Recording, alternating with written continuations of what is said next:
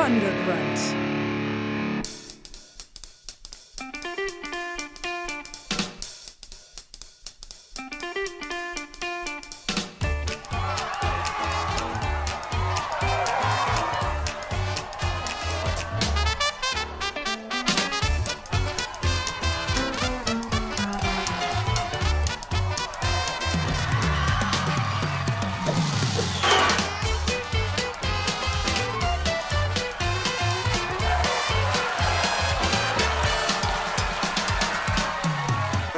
Hey guys! Bob! Hey Bob! Hey, introduce yourselves. I am Jimmy George, a screenwriter and full-time script consultant. My Twitter handle is @JimmyRGeorge. And I'm Jamie Nash. I'm a screenwriter, and my Twitter handle is @Jamie_Nash. And I'm Bob Rose, and my Twitter handle is @ThunderRunBob. And the first thing I'm going to do is I'm going to ask Jimmy to move his microphone a little bit closer to his face. Better? Yes, and everyone listening, welcome to Writers Blockbusters, the show that treats the final edit of a movie like the script. How you guys doing? Hanging in there, dude. You good? Yeah? Yeah. Today we're going to talk about a movie that was released online on a streaming service because the world is a hellscape. Indeed. It's going to be, we're going to talk about Wonder Woman 84. It was also released in theaters, and I think, I didn't bring up the box office, but I think it made $18 million domestically or something, which is a huge deal given where we're at. Yeah, gotcha. But then in week 2, it only made like half of that or less than half or something. So To be it fair, is what it is. Yeah, I didn't actually know it made that much. That's actually pretty impressive.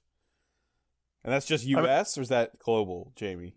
I think it was domestic. Again, I'm not bringing it up, so I'm probably completely wrong. It probably made like $18,000 and change or something. just completely shooting in the dark. I just made that number up just to give us something to say. Either way, I mean, just like for anything, I think this is our first blockbuster we've ever talked about that wasn't released in theaters. Yeah. Right? It's really, yeah. At really least on this weird. show, the first one we've ever talked about that wasn't released. Yeah. Well, who wrote this shit? Who wrote this shit? That should be the name of the podcast. It really kind of should, but Yeah. oh well. I didn't think of it until now.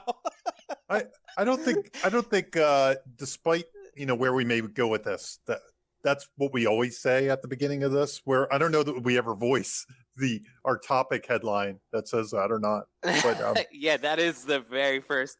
I didn't want to be Topic. punitive, like this was I the only usually- one we've ever said that. No, But yeah, like anyone listening for the first time, I usually say that out loud to Jamie, but it's not a review. That's right. That's not part of the review. That's not part of the review. I actually think we should. Do you want to say who wrote this first, or should we before we? Oh, you want to go there first? We can do that. Let's go there first. Before Let's do a Rise of Skywalker episode type of thing. Yes. Because we know there was going to be a lot of discussion about problems. So how did we all react to the movie outside of any type of take your technical brain out of it? Yes. Did you enjoy it? Either one of you Go ahead, Bob. Go ahead. Okay. Personally, I enjoyed this movie a lot. And in fact, I actually enjoyed it the second time around. Even though I've been doing this podcast with you guys for 2 years, and I could see the litany of problems in that respect, and I am not even going to hide that it is a mess. Mm-hmm. I still actually really enjoyed it. And mainly because I find it to be cheesy. I find the villain to be hilarious. Pedro's performance is absolutely insane. And it reminds me of kind of the loose superhero movies of my very young childhood, in the vein of like Superman 3 and maybe even like the Joel Schumacher Batmans. And now that I'm older, I can actually react to that with some maturity, and I actually kind of enjoy that kind of stuff. Mm-hmm. So that's where I am with it, but I am totally ready to dive into the script. Anyway, you guys go ahead. I'll go. I definitely had fun. And I can remove myself from my like screenwriting mind enough to say like, yeah, I laughed my ass off. And I think we can get in this with tone. I'm not sure I agree with everyone's reaction to the tone being intentional. I don't think it's trying to be Joel Schumacher's Batman movies. I wasn't trying to insinuate it was. Yeah, no. Yeah. And I think it's I'm saying it reminds me of that. Yeah, I think I don't know how it got there though. I think I enjoy it for the same reasons that you said. But I also think that it thinks it's a completely different movie than it actually is. I could be down with that, yeah. Yeah, but that's pretty much how I felt about it. The only reason I'd throw a curveball at that a little bit is I listened to Patty Jenkins on Marin the other day. Nice. Okay. Oh, nice. And okay. it turns out, and they didn't even, you know how Marin is. He probably didn't even watch. I think he might have watched this movie, but they kind of talked about her influences. And one of her biggest influences was that original Superman, that Richard Donner Superman movie. Biggest influences in her life, let alone for Wonder Woman. So she just adores that movie. So okay, I think she kind of hinted at the other Superman movies as well. Okay, so maybe it was intended for silly is super silly. Like so I have talked to other friends and I've actually seen it online, completely divorced from my own life. People have mentioned the silliness of Superman 3. Because Superman 3 is extremely silly. Yeah. It also has a very tangentially, like, Superman is not that important to the plot of Superman 3. Yeah. And it's like, I don't, like what Jamie's saying, like, if Patty Jenkins is that devoted to this, that she's some kind of super genius, she actually kind of pulled it off. Like, yeah, if that's what she's going for. It feels as meandering and weird and like late 70s, early 80s superhero produced by Dino De Laurentiis type of weird ass movie. You know what I mean? It's just like a movie that Canon Films made this or something. Yes. It's Jamie. Yeah. Did you like it? Probably not as much as you two did. Yeah, I got a feeling on that. There were parts I enjoyed about it. And look, I woke up Christmas morning. I was ready to go. First of all, it ticked me off that it didn't come out at midnight here. You had to wait to noon. And I was like waiting to noon. And my wife, who doesn't ordinarily watch superhero movies, sat down to watch it too. And I'm not even sure that she's seen the first one. And we watched it. And I had my Wonder Woman tiara on. I couldn't wait. I was excited. So honestly, it did, and I think we'll get into the reasons why. It just slowly I lost interest in it. I was there for it. I was leaning forward. I liked the goofy. I almost thought it was Raimi Spider-Man kind of tone, and like in that mall scene where it's a little corny and a little stylized. Which, of course, I'm a huge Raimi fan, so I love it. Same. I was down for all of that, the tone and the style. But as it went on, it just got confusing and the story didn't start. We'll get into all that. Yeah. So it really just lost me. I had a lot of goodwill towards it. I like the people in it. I think Gal is an awesome Wonder Woman. Yeah. She looks great in the costume. She's fun. We don't talk about this, but I actually thought Gal's performance was really good in this movie. Yeah, me too. Like, she gets a lot of flack, but I was like, even the scenes that don't work because of the writing, I was like, she's kind of selling. Me at least. Yeah. No, I mean, I just rewatched it before this, and seeing her come out in those emotional scenes, which don't really resonate with me, like when she's sad. But I'm like, man, the look in her face, and she's really working it here. When she's marching out, doing the best that they can with the material they have, definitely. Yeah. So at the end of the day, I got bored with it and kind of gave up about halfway through, and I just didn't like it. And I did, and it was all story reasons. It's just a messy script. The story didn't hook me. Yeah.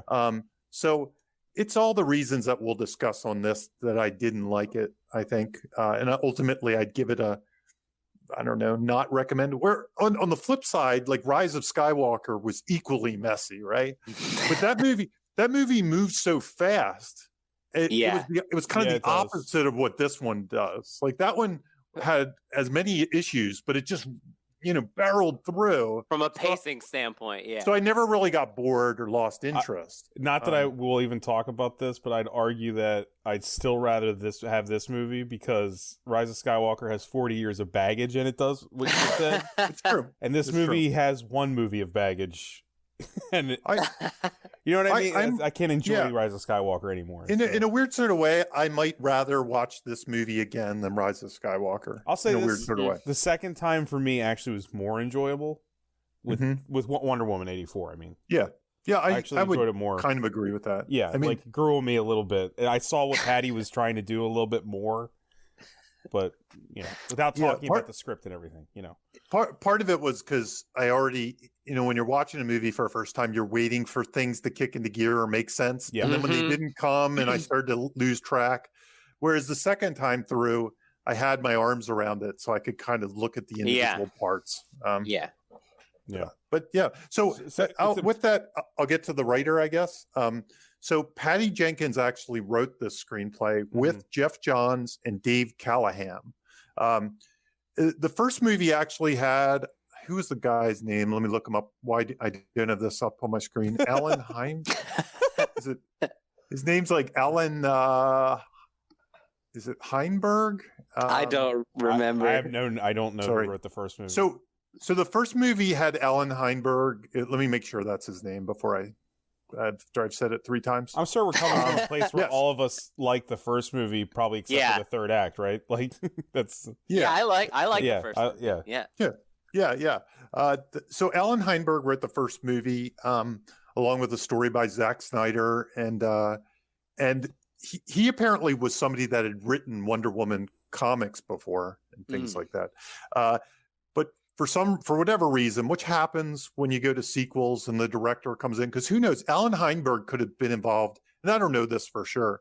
He could have been involved before Patty Jenkins even showed up. Yeah. He could have written 10 drafts of the script, and then Patty Jenkins could have shown up and just, done the rewrites with uncredited writers, or she could have rewritten it herself and not gotten any credit, which is a common thing that happened. Also, screenwriters. If I could vomit at the mouth, just, without any knowledge to what happened, but Patty Jenkins was the hero of Wonder Woman, sort of, when the first movie came out. I feel like we didn't talk about Patty Jenkins before that. She made Monster and then was kind of silent for 12, 15 years. Yeah, doing like Entourage episodes. Right. Things and, like that. But then she, Wonder Woman was this giant smash hit, and then Patty Jenkins kind of came the real life Wonder Woman of DC, right? Like, so it makes sense to me that they would be like, do whatever you want. Yeah. For the sequel, like do it. It's all to you. You want to write it? Go ahead. Yeah. Right. And again, I mean, to her credit, we don't know the situation because it's kind of like this common courtesy in the WGA that you don't talk about these things. For all we know, she could have been heavily involved with the actual writing of the screenplay of the first movie. She could have literally had final draft open and been writing the dialogue. But a lot of times when you don't get the credit, and directors have to do an extra amount to get credit because they don't want directors swooping in to just take credit. You just don't talk about it. And because you're a director, I mean, you're directing ADR and on set and improv and all this other stuff. So you're involved in the story regardless. I mean, even if you didn't write the screenplay. So she might have just felt very comfortable taking over screenplay duties by the time they got to the next one. And she wrote it with Jeff Johns and Dave Callahan. Dave Callahan is a person that, it's funny, when I looked at the IMDb, it's like The Expendables was Dave Callahan's start. And then he did that Jean-Claude Van Damme series, the Meta series. Oh, the Meta Jeff. Which I kind of love that. Yeah, he created that. That's great. I remember I saw the pilot and really liked it, but once it got to the series, I don't think I ever watched it. It's pretty fun. Yeah. So, and then apparently Patty Jenkins had a great relationship with Jeff Johns in the making of the movie. And Jeff Johns, of course, I don't know if he's the Feige of DC. He's more probably the Favreau of DC or something like that. I feel like that's a great that's a great comparison. Yeah, maybe the Filoni. He's also a pretty divisive figure. Yes. I mean, I saw a lot of people on my feeds kind of blaming him. All the negative reactions. I saw people blaming Jeff Johns. So he's definitely somebody people opinion. target. Yeah, people target for the DC universe in general. He's somebody that gets the credit and the blame, and of course, there's a lot of both to go around with these kind of movies. Right. So that's the storyline behind this. 3 writers: Patty Jenkins, the director; Jeff Johns, the Filoni, the Favreau, whatever you want to call him, and Dave Callahan, the Jean-Claude Van Damme fan. They're our writers. In the interview that you listened to with Patty Jenkins, did she talk about the writing process at all? Not really, but again, it's Marin, so it's a little different. Gotcha. You know, they don't really go into the movie as much. They might have hinted at it a little bit. He probably doesn't even care about the movie, honestly. I think that's the way. I would assume. Yeah, he's not. He's not much into that type of stuff. The one thing she did say, she chased being in superhero movies. So after she did Monster, you know, she got all the feminist, you know, women scripts and stuff like that.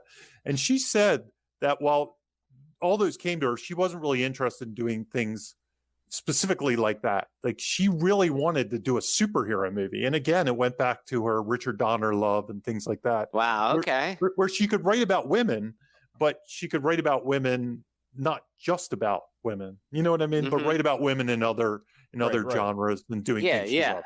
So she said she actively pursued not only Wonder Woman, but the superhero genre for a long time.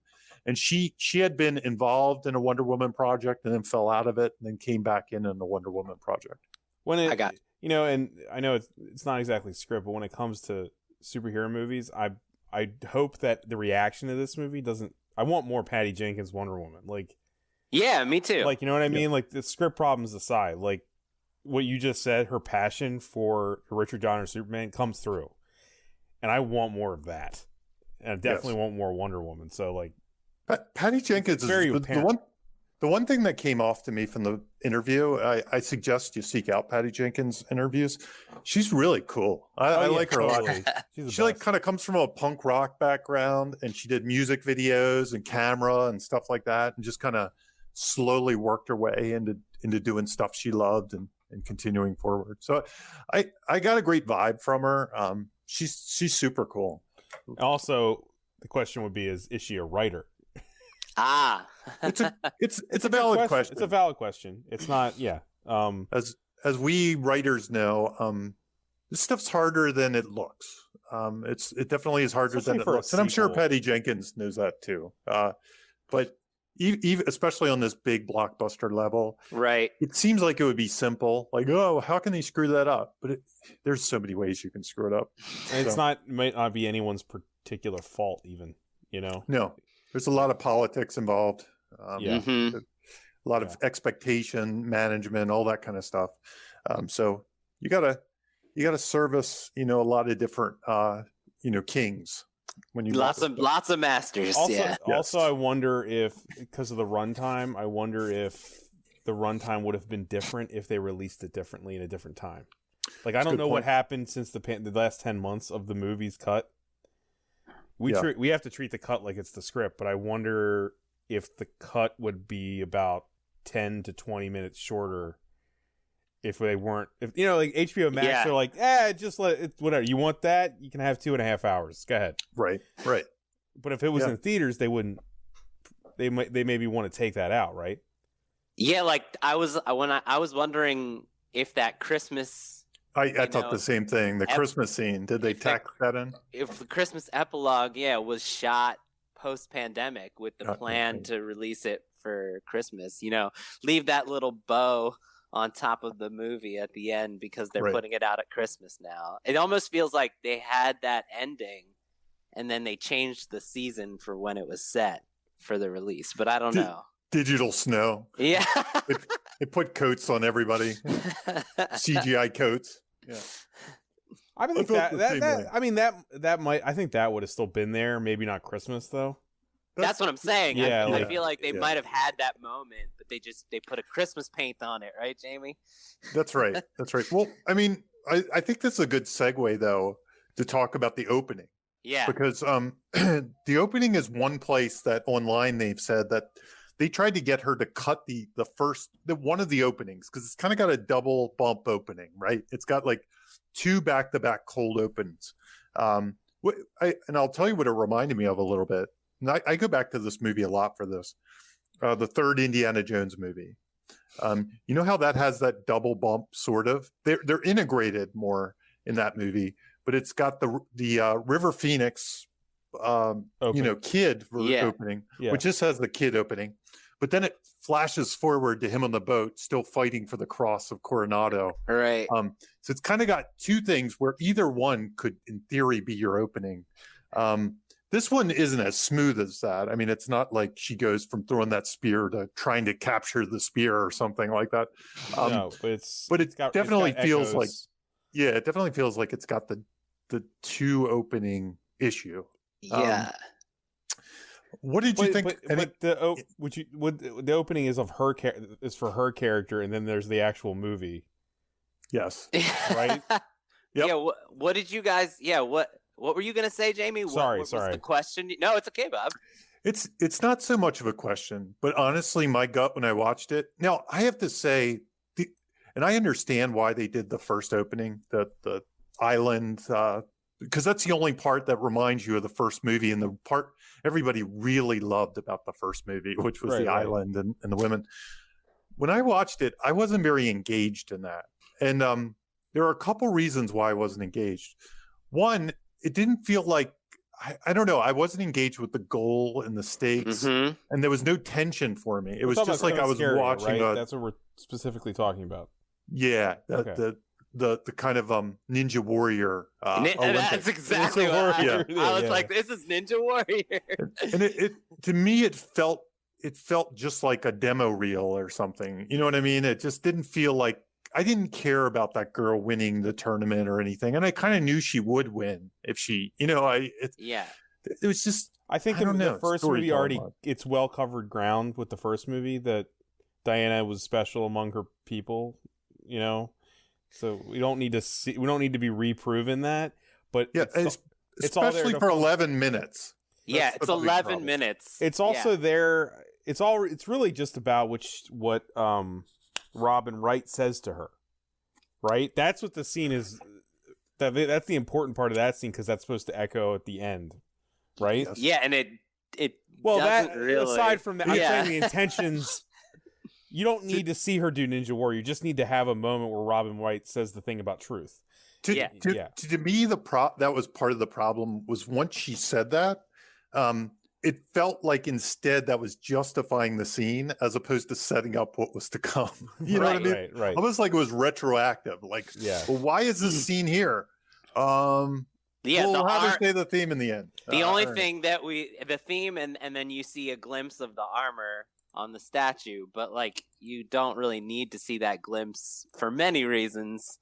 I guess for me, like, it's another one of those things that what I was just saying with the Christmas epilogue at the end. They released that before the movie was out. That 11-minute prologue was on YouTube, right? I didn't know that. So is it possible that it was simply a marketing tool, because it reminds people of the first movie and what they love about the first movie? It's a weird screenwriting question to talk about. It's also kind of we're going to talk about tone in a bit, but I think tonally it's a really bad move, because this movie is like decidedly trying to remove itself, right? Yeah, from the first movie, and then it's like, remember what you like. It's not again this. that mall scene, like it or like this movie or not. For me, I like the tone of the mall scene. The mall scene's, I'm all about it. It doesn't stay that way. Though. No, like if it had kept that balance, I really think it would have helped. Like, but that was the intended tone, I think, of the movie. What it wanted. I know. The mall scene. I agree. Right. Yes. Like that's what it wanted. And it's great. It's great. Yeah.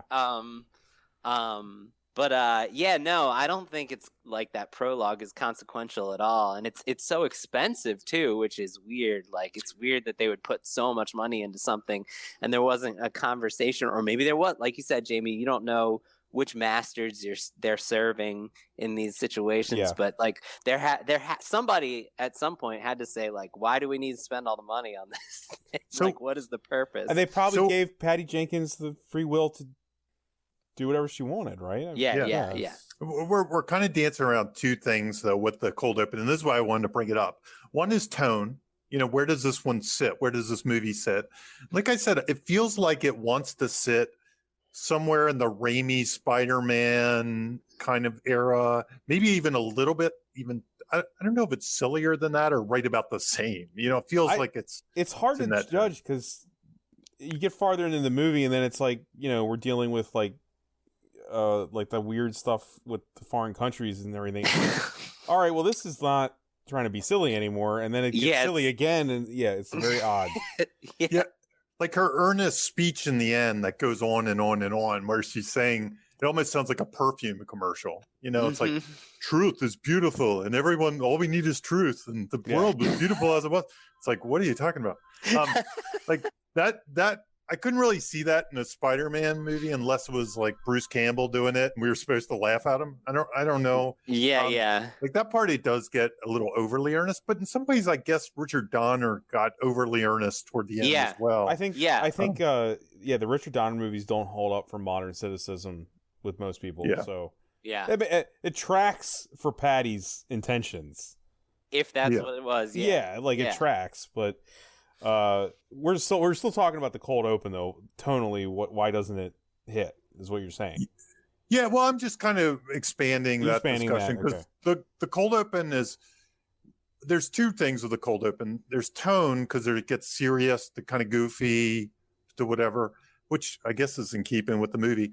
But then also the second big thing with the cold open, to me, is it totally screws up the pacing of the movie because we're 17 minutes into the movie before we're done teaser. Yeah. 18 minutes.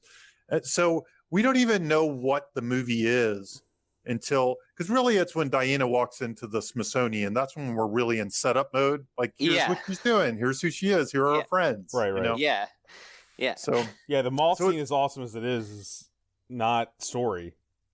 Right. Yeah. Right. Yeah. And I think this is where we get our first kind of screenwriting lesson. Like, people make fun of the Save the Cats of the world and stuff because they say page 12, that's the catalyst.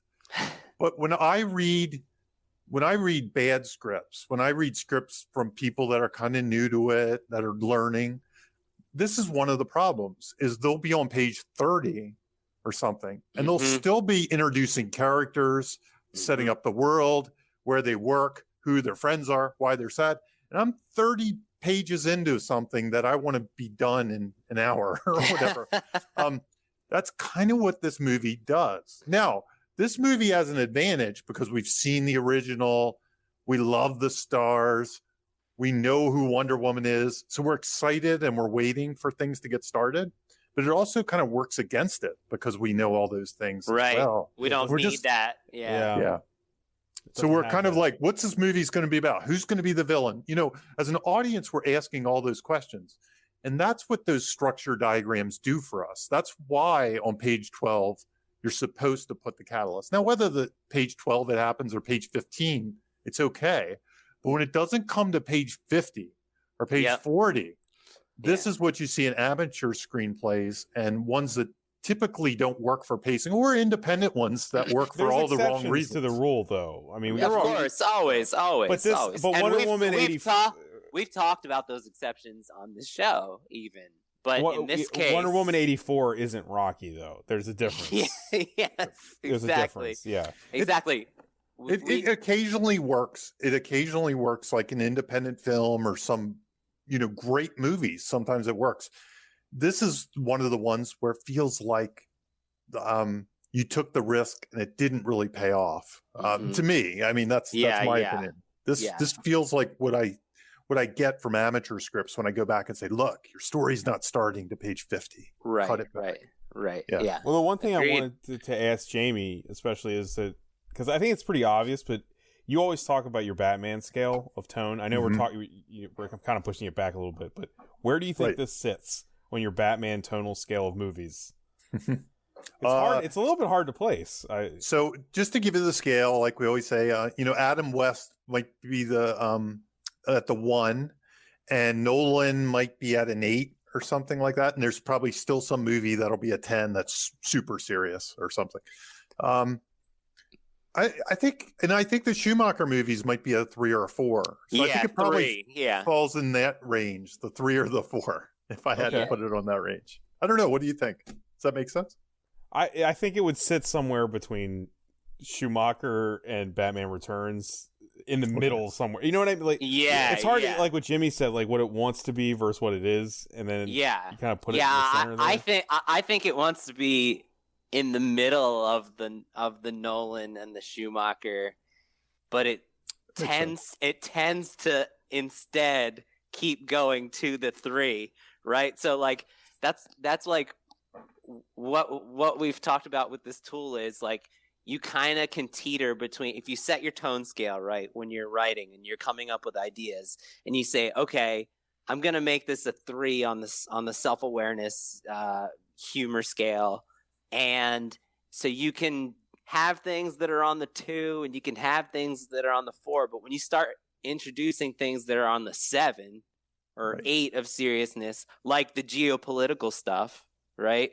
Or you start having things that are on the 1, you know, like the Adam West shit, which there is some things here and there that hit that 1, then it makes you as an audience go like, what the hell am I watching and how am I supposed to feel about it? Like, and I think often this movie gives you, for every moment where it has the mall scene that tonally feels just right and feels like what they're trying to do, they're doing.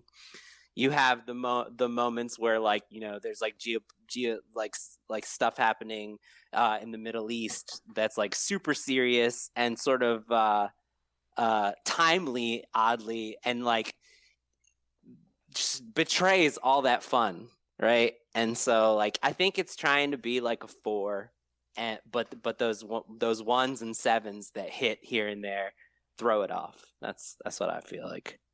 It bounces too hard in both directions. Is what you're saying.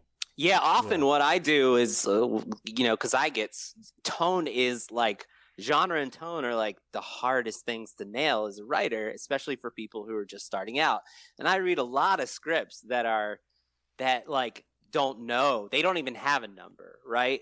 But the easy way to help them figure out that number is to say, well, what I'll do is I'll break it up, right? And I'll say, here's all these scenes that are tonally completely different than the rest of the script. And you've got this scene on page 5 that is it's a complete, like, you know, you've got like extreme violence in a movie that's like otherwise fun. You're showing like a dog getting like bleeding in an otherwise like hilarious comedy.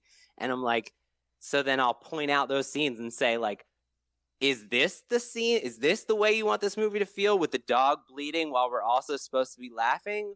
Or is it the goofy, like, you know, dude slips on a banana peel? Like, which one is it? And usually it's one or the other, right? Somebody's like, oh, I want it to be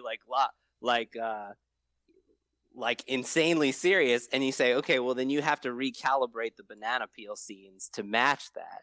So I don't think this thing is calibrated. The tone is all over the place for me. I think that brings us. That's a really good segue, the way you said that, Jimmy, into pacing. Yeah, that's you know what I mean? Because like, as far as the tone not being calibrated, how about the pacing? Yeah, and I think that, you know, in addition to that cold opening and things like that, the other big thing I always check with pacing, and this is the number 1 checkpoint with pacing. It's like my first checkpoint is usually, you know, some people would say the catalyst and all that, and it all goes into it. But my first checkpoint is the lock-in. And the thing I define, you know, explain what a lock-in is for everybody listening. Yeah, how I define a lock-in, the lock-in moment is, it's kind of like when you have a log line. The key to a good log line is that a log line has a hero, a goal, an obstacle, and stakes. So Indiana Jones trying to get the Lost Ark, Nazis in the way, the stakes of the world. Okay, that's kind of a good log line. Usually the lock-in moment has at least the hero, the goal, and the obstacle, and usually has the stakes as well. So your hero is on a quest to do something. There's something in the way, and here's the big problem. And Okay. this is for your arc plot movies that we're talking about. Yeah, This is for the main arch plot movies. Again, if you're in Sundance mode, if you're talking about Lady Bird or Moonlight or something, it's going to be a different thing. But these the tentpole cheeseburgers, the cheeseburgers, the tentpoles, the Pixar movies, all these things. This is typically how it is, and then there's some variation. It's a spectrum for sure. So pacing, a big part of pacing, at least your first checkpoint, is when you hit this lock-in. A slow burn movie might not hit it till really late. But most blockbusters and things hit it, relatively speaking, around the half-hour mark. The Save the Cats of the world will tell you to hit it at the 25-minute mark. But right around minute 30, a slower movie might be 35. A slow burn movie hits it at 40 and 50, but they're really slow. And unless you're doing I'm trying to think of what a good slow burn movie is. But unless you're doing something like Hereditary, actually Hereditary was what I was trying to think of, and I couldn't think of the title. It's hilarious that you say that. unless you're doing something like Hereditary, that almost the purpose is the creep and the dread and stuff like that, and you're hitting at 50, which are risky movies to write unless you really execute anyway. You really should be hitting at 25, 30.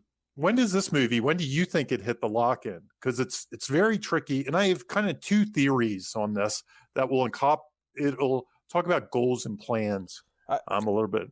But go ahead. I don't want to embarrass myself, so I'm going to let Jimmy go first here, but I kind of have an idea. But there's really no 100%. It's a hard. Right I answer, couldn't. so. It's hard to figure out, honestly. So it brings up another question we've debated, and I don't think we've really debated. It's more like we've all mutually agreed.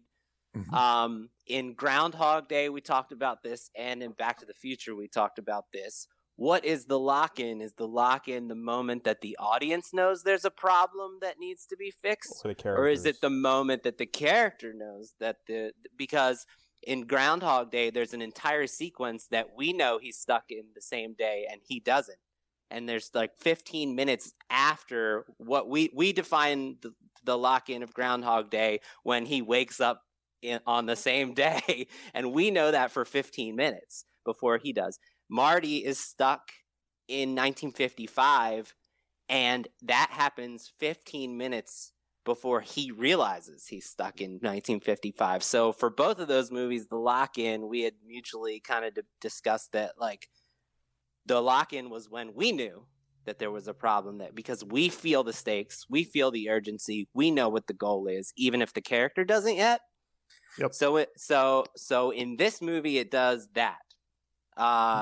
Yep. The audience, I believe, and I think it's pretty obvious. The lock-in is when Max steals the stone from the office. That is 45 minutes into the movie. Now, Right. I was actually going to argue a little bit with that, but okay, let's hear it. because for my I had two lock-ins in my brain. One was when Steve returns, which is, I think, which is right around that same. it's not point. that far away from what you're talking about, Jimmy. They're sort of like a 1-2 punch. Yeah. Like, and that kind of, the only reason I would say that is because that's kind of when Diana knows something's up, even though she likes it. She knows something's wrong. You know, the new world type of, whatever you guys called it before. Right. The upside down world. The upside down world has come into play. Yeah, but the real lock-in, like the concrete lock-in to me, oddly feels like when they were studying the artifact, which is sadly extremely far into the movie. Right. And if in a purist sense, and this is the problem, I think, because all of these are not perfect. They're not, and sometimes they're not perfect. Sometimes they're a little messy.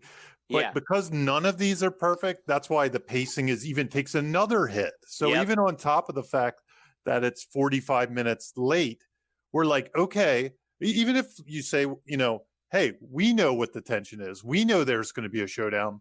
We're still waiting for the showdown. And now we have to wait even longer for the showdown. And to your point, Bob, like, this is the weird part about this movie is there's different ways I could see, like, if you really wanted to argue this in the court of law sort of thing, you could almost take it from the villain's perspective and say, oh, this is a movie like a liar, liar. It's liar, liar, right? It's a guy who loves his kid. He wants to be successful. He makes a wish. It comes true. And for him, when he becomes the thing and gets the powers, it's Bruce Almighty. It's Bruce. Dude has Bruce Almighty arc. Absolutely. Right. Yeah, it's totally an 80s kind of thing. Well, I don't know. Bruce Almighty, I guess, was 90s. Was it? Yeah, Bruce Almighty was late 90s. Yeah, but it has that kind of. If you almost viewed it from that, it could, the lock-in could be Max for him then. I kind of said at the beginning, but Max Lord, he's kind of the main character of the movie we're not being shown, right, and Wonder Woman is incidental to the entire movie, but his movie we could talk about differently if it was Max Lord the movie. Yeah, and then the lock-in would be different. You're right. Yeah, and then Kristen Wiig, she kind of has her own movie going on too. That's a little like a Bruce Almighty movie. Right. She made a wish. She becomes a thing. She can walk in heels. She can take her glasses off, whatever. Whatever. So she can do that. And she's having that kind of thing. And they all kind of hit around the same point. And then Diana has her own story. So here's the problem. If you said that was the lock-in for Diana, well, the movie would be about her bringing back a dead person to life. Like if the movie were about that, if we were going to sit back and go, oh, I knew what this movie's about. It's about, let's take away Wonder Woman. It's about a woman who brings back her dead lover from the past and now gets another chance with him. Right. That's the movie that locks into at that point. But that's not the Wonder Woman movie, really. No. And that's to your point why the real lock-in, the purest lock-in, doesn't come for much later. Though I would agree that it's when the villain, because we've watched enough superhero movies, we know they're going to collide and fight. But it's messy.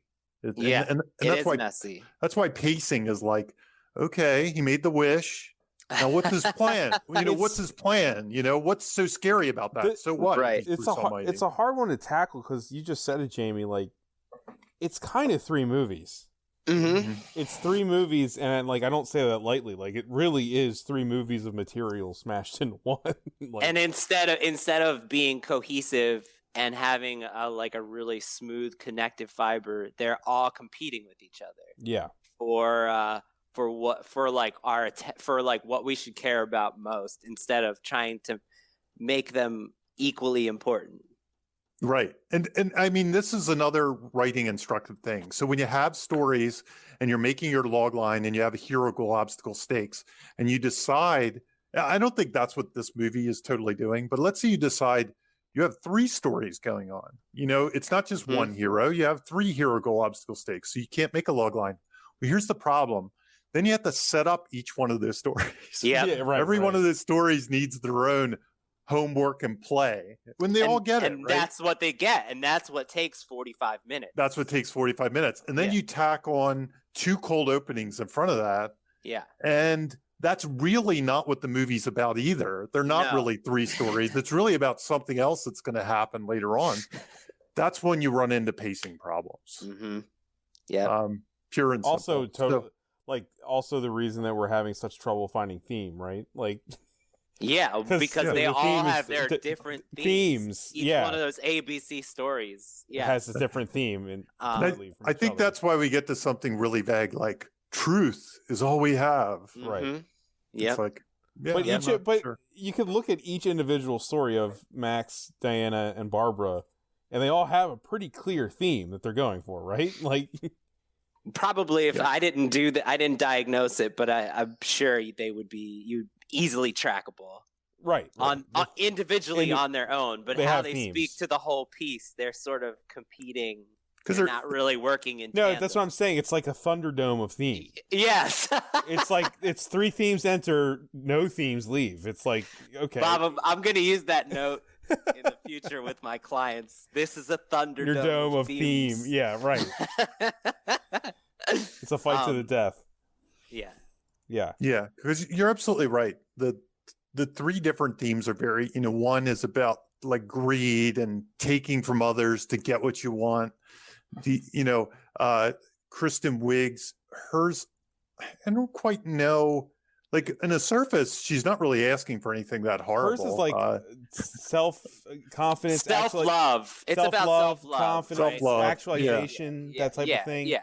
And Diana's is obviously about reckoning with the past and broke love and loss and learning the cost that comes with having everything you want, something like that. And truth covers most of those, but it's so vague. Only like love covers most of those, or something, or selflessness or whatever. It's so vague that it's hard. But honestly, when you have three things, like 3 tracks and storylines, a lot of times you're using these very broad themes to kind of encompass them all. It can be a weakness of this kind of material in some ways. Yeah, it doesn't help. It doesn't help. It makes your life harder, basically, as a storyteller, I think. It's a difficult one to talk about for such a silly movie to actually break it down. I'm just scanning through our notes here on this thing. I think that we were talking about, like, the villain also has a very abstract plan. It kind of evolves, right? He's kind of improvising it on the fly. Which he's my favorite part of the movie, like, easily. And I couldn't tell you what the hell's going on with him. Which is, the anarchic part of my brain loves it, but I'm also like, I don't know why he's doing what he's doing, other than the stuff he's screaming at his son. Or how it works. Right. That is that's a whole other discussion. Right. But it's so loaded. So I see this a lot, and Jamie, I wanna circle back with Diane. We can talk about Max's goal and Diana's goal sort of at the same time here. Yeah, sure. So I see this a lot in amateur scripts, which is, and I feel bad that I'm comparing this to amateur scripts, but it is what it is. Hey, experts, I make amateur moves all the time, and I've been doing it for a while. So. Me too. Oh yeah, tear apart. Anyone listening can tear apart everything we do. So, absolutely. so absolutely. So I call this an empire without a Death Star. That is the note I use, which is, you have a villain. He's doing a ton of bad shit. We can track that bad shit that he's doing. He's driven, and things keep happening because of his actions. But you can't put your finger on what his end goal is, what he's specifically. You can't. It's not filmable, right?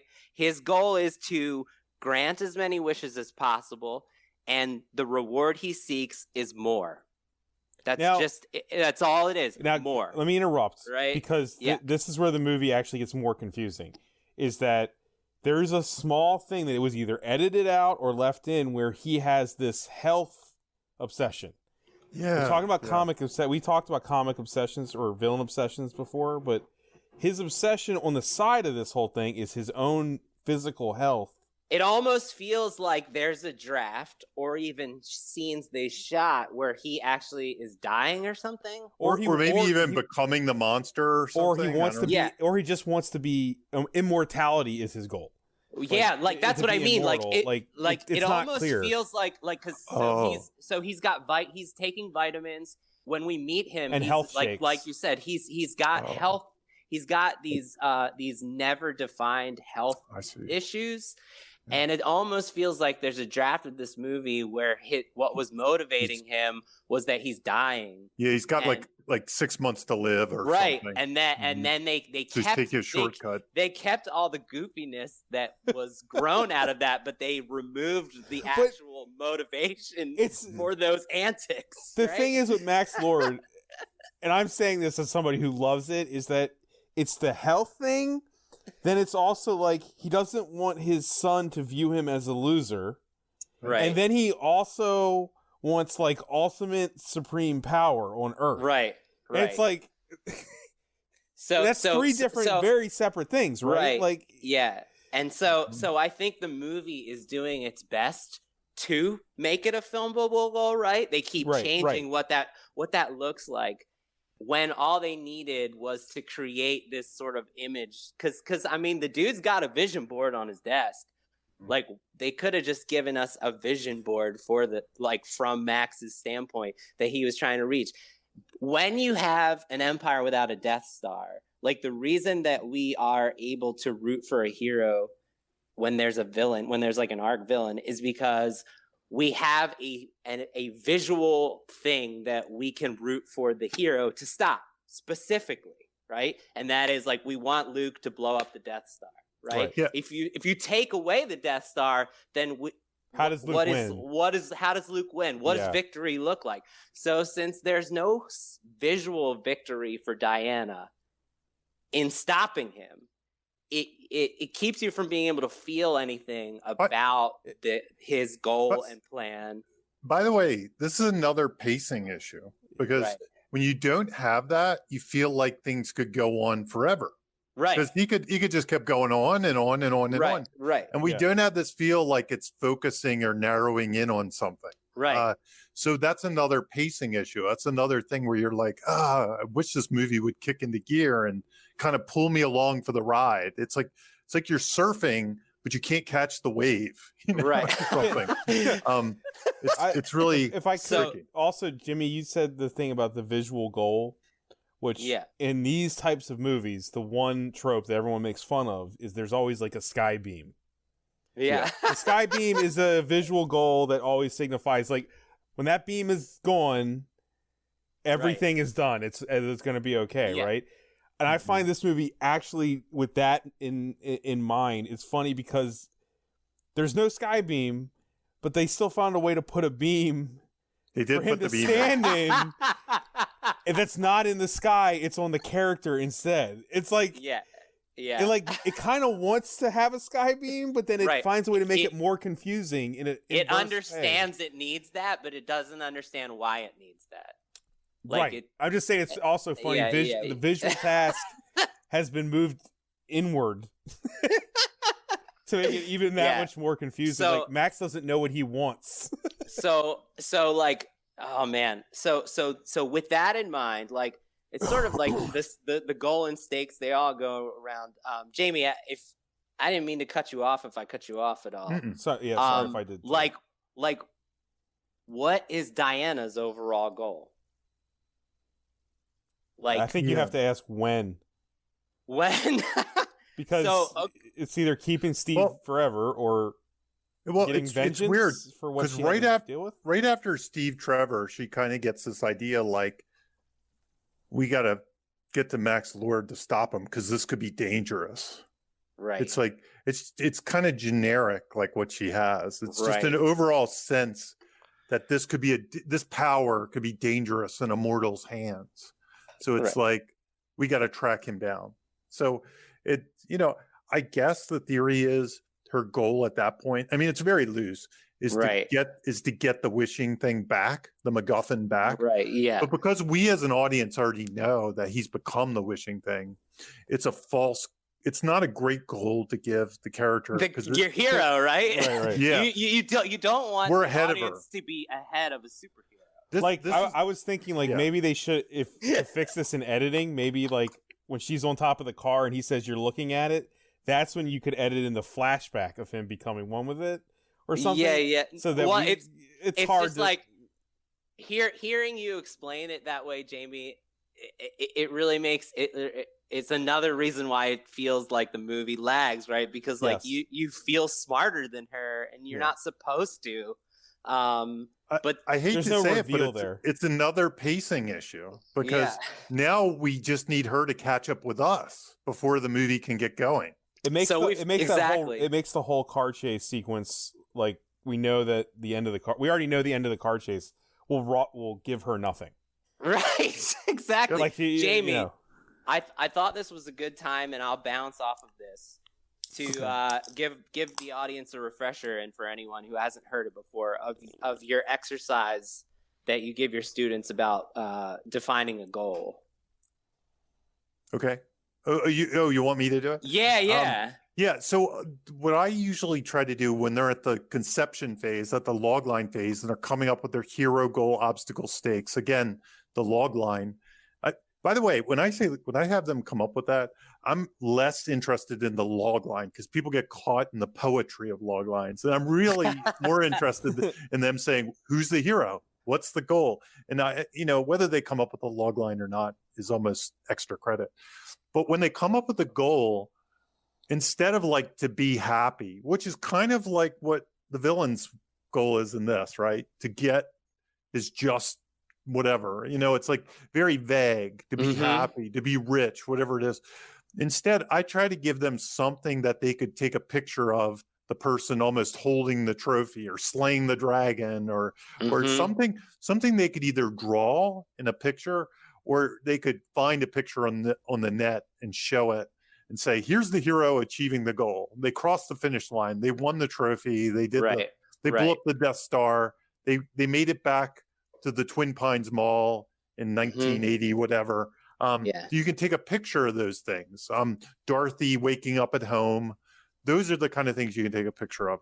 Much harder to take a picture of, I want to be happy, which is kind of what our hero's goal is here. I want to be great. For a lot successful. of it. For a lot of it. Until later, it clicks into gear. It's like the movie's about curing Diana's loneliness. So which is an intangible. I mean, having Steve there is the visual, right? Forever, having Steve is that visual, and so reverse. One more thing. So the happiness and stuff like that. A lot of people say, well, I want my story to be about somebody achieving happiness. And I get that. You should have that. That's an internal goal. Yeah. But that's the internal goal. So what you have to find is what they think will make them happy. That's the key. What is the it's a visual medium, how do you get there? What is how do you get there? How do you get what is and we need to see it. And we need to see it, right? And that the way I try to conceptualize it for my clients is happiness is a reward, it's not a goal. And it's a reward gained by achieving a goal. So a lot of people confuse reward with goals. Right. And reward is what you gain. It's not what you like in a horror movie. Survival is not the goal. Survival is the reward. In Predator, how he gains survival is like setting up traps in the jungle and fighting the predator to the death.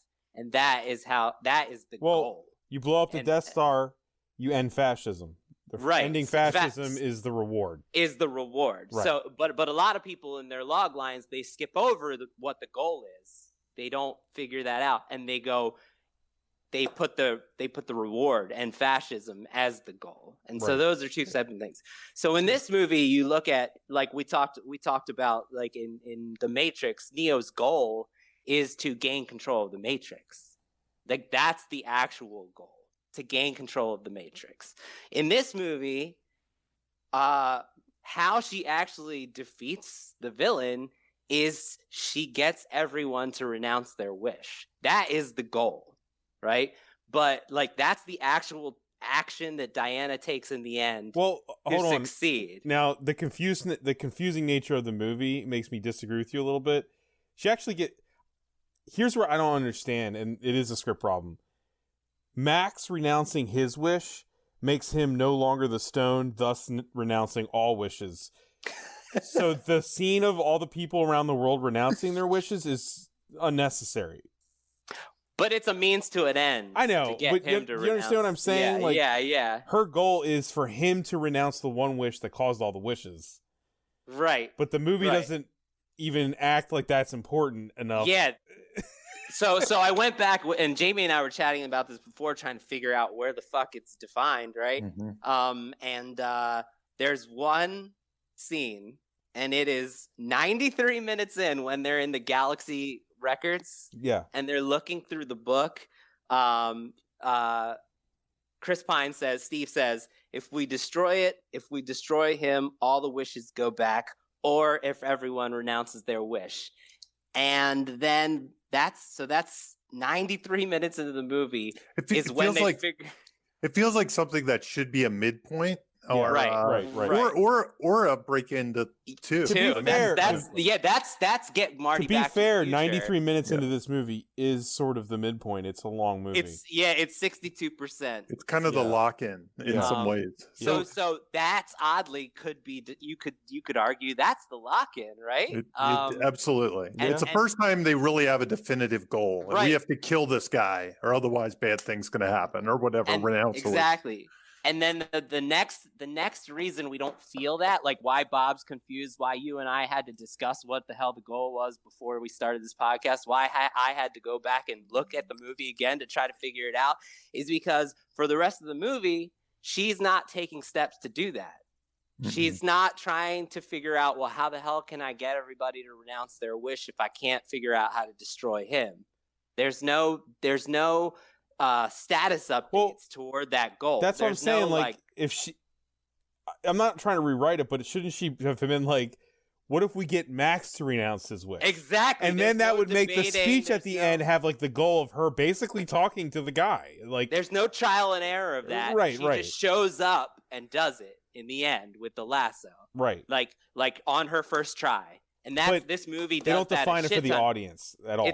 What'd you say? They don't tell they don't tell us, the audience, that she really just needs Max to renounce his one wish. In fact, I think I think they're trying to make it a twist in that moment that that's what she's doing.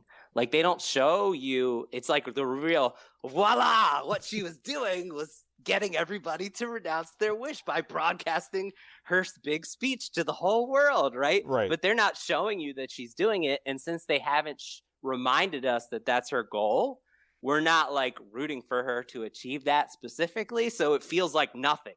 It's just like, what's happening? Oh, she's saying something cool and it looks cool. Yeah. Well, even then, Jimmy, I'd argue that I don't actually know what happened there. Yeah. Because the people I agree. The people are staring at screens that are just gold. Yeah, I know. I'm like, well, what are they hearing her talk? Or yes. What are they seeing? I don't know. He's talking, but no one's hearing what he's saying. They're hearing what she's saying because of the lasso. Yeah, but I still think him renouncing his wish is what ends the con. That's the Death Star blowing up. It's not everyone around the world renouncing their wish. It's him. It's both together. Yeah, maybe. It was very confusing. Like, super confusing. The whole lasso around the ankle thing. It was like, yeah, because I guess it was kind of also a callback to when she showed Steve. Yeah, that Steve, was the setup. There was a setup and payoff there, sort of. Yeah. Right. Well, they tried. They tried. Yeah.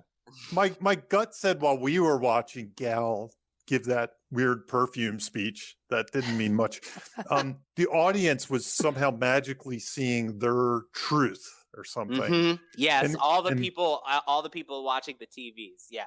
Right. So, but I'm just guessing because I think I think you're right. You're right. It's extremely. It's like you can see what they want. And it just doesn't what they're trying to do, and then intent versus execution. Yeah, right. Honestly, this is one of the dangers of HBO Max, because by this point I was just like, I'm gonna go look on Twitter. And I was just sitting there. I'll be honest, I actually really love the whole ending because of Pedro going insane and staring into a beam that's touching people. It makes no sense. He looks like he's in an 80s horror movie at that moment, like the lights shining on him. Yeah. It's like it's just insane, but yeah, it doesn't hold together. Hey, my wife loved it. She was digging it. So I'm with her. I was digging it too, regardless of if I understood any of it. She was shocked when she asked me what I thought of it, and I was like, "Yeah, it was a mess." And she was like, "Really? What?" I was like, "Yeah." I was like, "That was a mess." But anyway, yeah. So where were we with all this? If we're going, there's two more things I wanted to talk about under goals and plans. Okay. Unless you guys had further to go with we didn't talk about stakes, so that's something that Jamie does that sort of also go into the logline discussion? Yeah, I mean, it's just we don't know what her stakes are. You mean Diana's personal stakes or the stakes of the world stakes? A little bit of both, Yeah. because we really don't realize what the bigger stakes are to much later in the movie, and that affects goals and plans, and again, pacing, urgency, tension. Right. I honestly, it took me. I probably checked out a little bit, but the first viewing through, I didn't really see where they brought up like her vulnerability, that she was losing her powers, because it always seemed like she was super powered. It wasn't like Superman 2 or Spider-Man, Spider-Man 3. I also, in defense of them, I also feel like the first movie and in general the DCEU Wonder Woman has a big problem with powers in general. Yeah. So like the fact, I still think it's dumb that she's not bulletproof. Like let's get there, because it's stupid that Wonder Woman's not bulletproof. She should be able to take Superman. That's just my opinion. So when she lost her powers, Jamie, I'm like, when she gets hit with a bullet before, wouldn't she bleed too? I don't understand. Yes. So you haven't defined what she can do before all this enough. Right. Even with the other movie, you haven't defined it enough. Right. Upon rewatch, so like I didn't understand what was happening at all, like the first time I watched it with the powers, right? Yeah. And so the first problem is this. She starts losing her powers before it's ever vocalized or defined for the audience that is the stakes for the wish. Right. So I just thought that was part of her norm at that point. Right. Yeah. So like the movie, upon watching it the second time, I was trying to go in and see the evidence they give us. Right. How does the movie think it communicates this? Right. So the first time is she goes to the lock. Right. And when I was watching it, I just thought it was a really lame scene. Like, why are we having Wonder Woman break a lock? Right. And then she breaks the lock and Steve says, well, that's a strong lock. Yeah. Right. Second time I realized that is the movie trying to show us that she's losing her power. Yes. Yeah. She can't break the lock. But for me, that didn't come across at all. Yeah, the first time I watched it, I was like, what the fuck is happening right now? As an editor, I was like, why would you leave that in? So like all they had to do was have Wonder Woman. Yeah, why would you leave that in? It's not even a joke. Okay. And they even like tried to make a joke out of it, like by saying strong lock. Right. Like, but my response to that was like, well, yeah, I guess that was some fucking adamantium or something. Wouldn't you put something like her staring at her hand? Or I know. Yeah. So all she had to do was go like, this doesn't make any sense. Like, why can't I break this lock? Right? Like, I can crush guns with my bare hands. What's going on here? But instead, she just looks like, well, that sucks. That's one of those things where the second time through was better because I understood what the movie was trying to do. So like, that scene kind of holds more water the second time. Where I'm like, she doesn't have her powers. All right. It's such a simple thing to get right. It's such a simple thing to get right. And then, so the problem with that is, and if we did know that she was losing her powers there, immediately the next scene, she makes the plane invisible. Right? The most powerful thing we've ever seen her do. Yeah, that's the part that totally confused me. Right? Like, she has these new powers when she's supposedly losing her powers. So you're how are you supposed to feel that she's losing her powers when she's doing something cool and new that she's never been able to achieve before, and she's laughing joyously while she's doing it?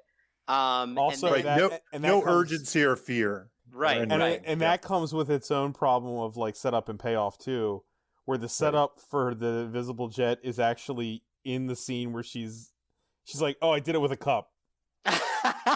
Yeah, that's why not just show us that? Why not that happen at the beginning of the movie? Cup, right. Like she's sitting alone by herself and like there's no Steve and she's sad and the guy comes to clear the plate and like he clears the plate and then like the cup shows up and he's like, oh, I forgot that. Right. Like right. It's so easy. But anyway, after all this, on page 91, I always talk in pages, 91 minutes, she finally learns, we hear from the audience standpoint, that the monkey's paw, Make-A-Wish, lose what's most precious to you stakes. That's when it's defined for the audience, 91 minutes in. Meanwhile, we've had 2 or 3 scenes where the movie's trying to show us her losing power, and it's not coming across because those stakes have never been clarified for the audience. Right. Mm-hmm. And then it gets even crazier. Like it gets even more like, the only thing that is clear is like he makes a one-off line like, "You're getting weaker, Diana. You can't do this." Right. But like, we're seeing no evidence of this that's clear. Can I also throw something else out too? Lore has something to do with writing. I feel like the movies go a long way, especially with the opening that we talked about, Jamie, to say that her disposition physically are not superpowers. Wonder Woman is naturally that strong. So it's not like she was imbued with those powers. So what the Wish is taking away from her is her natural state. It's confusing. It's a confusing. I'm sorry, I didn't. But you understand why that confuses me too, and that would confuse viewers. Right, and then like in the end, like she says, "I renounce my wish," and she like runs super fast, and starts flying. But like we never saw a moment where she slowed down. Right, like she got her ass kicked by Barbara, but Barbara's wish was to be as powerful as her. So how are we supposed to understand that someone as powerful as her beating her up is a sign of her losing her power? So it's one of these things where, like, you think of Back to the Future, Marty's stakes are his existence, and from time to time, as they're trying to enact their plan, we see him disappearing from the picture, and we see him like losing his hand, it's disappearing, and no one needs to say a goddamn thing. And you understand. And all this movie needed to do was like a few easy to understand. Like she tries to run fast and like some old lady in a walker's like faster than her. Like, you know what I mean? Like it's so they could have so easily. So I think it's a good lesson. And I read a lot of scripts where the stakes are supposed to be there and things happen that are supposed to communicate those stakes, but it's not clear because like we're not being shown what the movie is trying to show us there. So they're really intangible stakes from as far as her losing her power. Like you said, to the point that Jamie, like you're like, wait, that's what was happening this whole time? Like I didn't even know. So I totally agree, man. It's a visual medium. Yeah. And it wasn't visually conveyed. She's losing powers. She also, you're dealing with a hero that has to dodge bullets. So if she gets hit by a bullet and bleeds, I'm also like, is that new?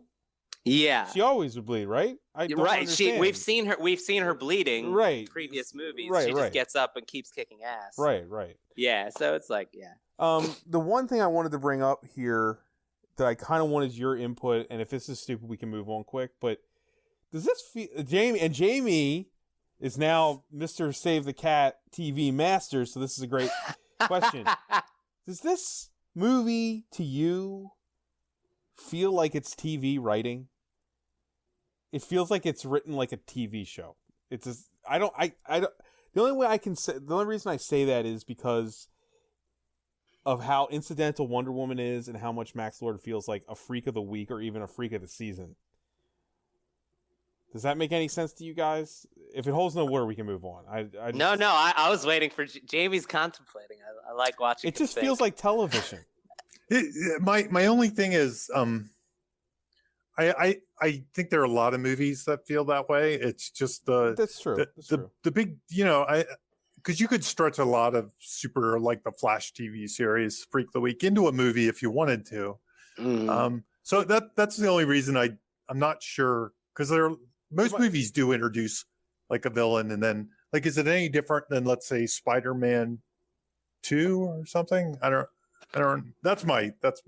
Yeah. That's where I can't quite get. It didn't feel like Freak of the Week for me, because they're so.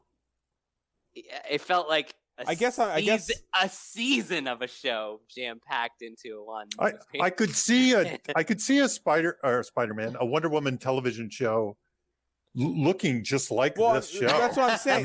That's what I'm saying is, I guess that's even a better example than, like, it feels like an episode of Wonder Woman or even Buffy, or something. You know what I mean? Like, where Buffy has her side thing in her personal life going Right. on.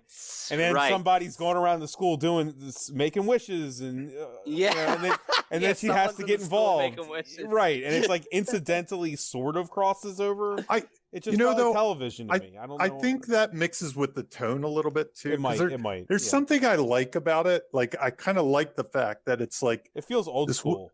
the secret. It feels like something that could have been in a like the early, not this, but the early Spider-Man TV show where he's just a reporter or something shows up, he deals with it. No, the next, it's not a criticism as much as I was trying to figure it out myself, and I kind of hope you guys would have.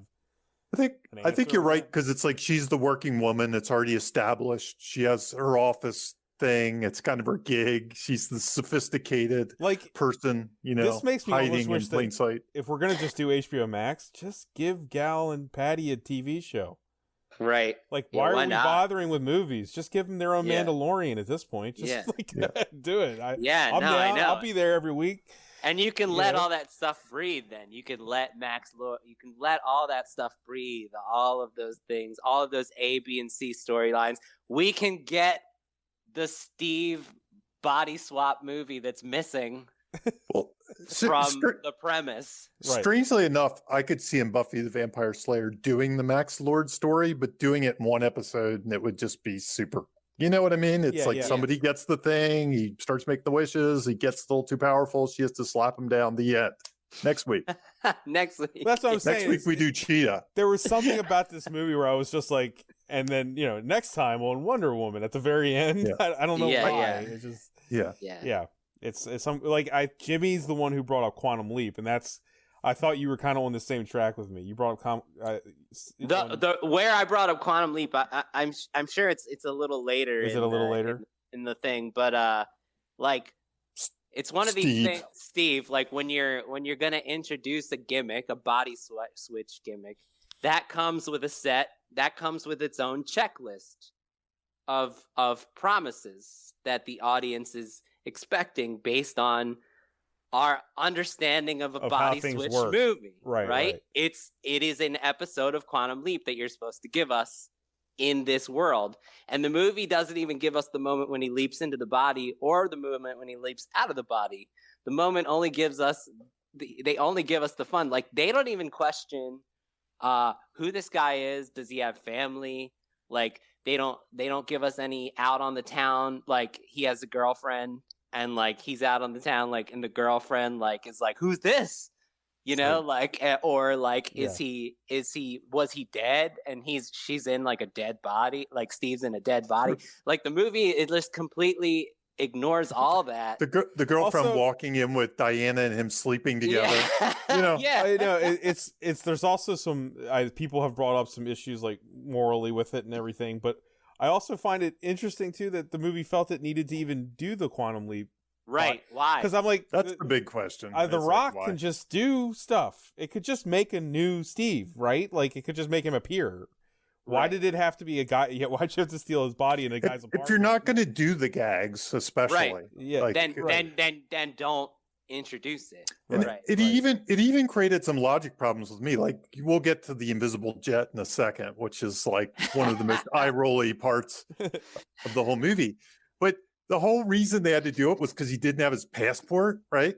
But that guy could have had a passport, or that guy could have applied for a passport, just so or we're something. Clear, I don't know. Other people in the world looked at that guy. It's like a hot tub time machine type of thing. They saw that other guy, and we're just seeing what she's seeing. Which is really insane if you think about it. Like, we're seeing Diana's perspective of one character only. It's very odd. It's super weird. Yeah. And it's like, why did they even have to? It's another one of those things. It feels like they had a board with this. They had the Steve board, and it was chock full of stuff, just like their other boards. And they were like, we don't have time for any of this other stuff. Let's just keep the body switch and the 80s dress up sequence and leave it at that. Oddly, I'm totally pro the 80s dress up sequence. Oh, it's hilarious, right? Like, But like, my question is like, he didn't come into that guy's body in World War I outfit. Why does he need a makeover? Like, he's already like he comes into that guy and he's wearing like a decent outfit. Like there's no reason for the makeover. Is what Somehow I'm saying. he found his way all the way to that ball by himself, and yet he can't figure out like, oh, a trash can. Oh, yeah. he was already in the world, like walking around. Also, there's trash cans in World War One. It doesn't matter, right? No, but I'm just saying, like it's funny. Even the makeover is like inorganic, right? It's like they were like, we need an '80s makeover scene to satisfy the '80s expectations, but like they didn't even come up with a reason for the makeover. I still enjoyed that part. I totally was down for it. Oh yeah, dude. I find him naturally funny. So dude, my favorite part of the whole movie is when he sprays the deodorant with his armpit, and he's like obsessed with that. Like, oh my god. Yeah. Well, this is a great segue because I wrote this down. We'll talk about fun and games because you're talking about fun and games with Steve. And I thought one of the interesting things about the movie is that it kind of has a fun and games problem also, because we were talking about the competing themes. It has competing fun and games, right? Like, I was trying to look where the fun and games were in the movie. And Steve's fish out of water thing is kind of there, but it's not enough. Not to be like punny, and it's not even punny, but like, Jamie, you've used the fireworks display comparison for your pacing of like events, and their fireworks display for this movie is all out of whack, right? Like they have all this shit up front that's the big finale, and then like it's all out of. I think one of the reasons the fun and games feels off is because of the placement of those that premise delivery. Should we talk about? Should we define what fun and games is first? I forgot to do that. Yeah, so fun and games is usually the movie you're coming to see. So, if you were going to see, I don't know, Raiders of the Lost Ark, I always use that because it's my favorite movie. You'd expect Indiana Jones to be hunting the Ark and fighting Nazis. Mm-hmm. That's what this movie gets a little tricky, because if coming into this movie, when I turned it on noon on Christmas, the movie I was expecting to see was closer to her kicking the cars and being in the chase, and less a body switch movie and somebody who learns to walk in heels and somebody, but unfortunately, because of where the lock-in is, or maybe fortunately, or maybe by design, that's really what we got in the fun and games section. And to me, the story hadn't really kicked into gear yet. And I was expecting the Wonder Woman movie, and instead I was getting Steve looking at trash cans, which is fine. And I think it's funny, and I love those kind of movies.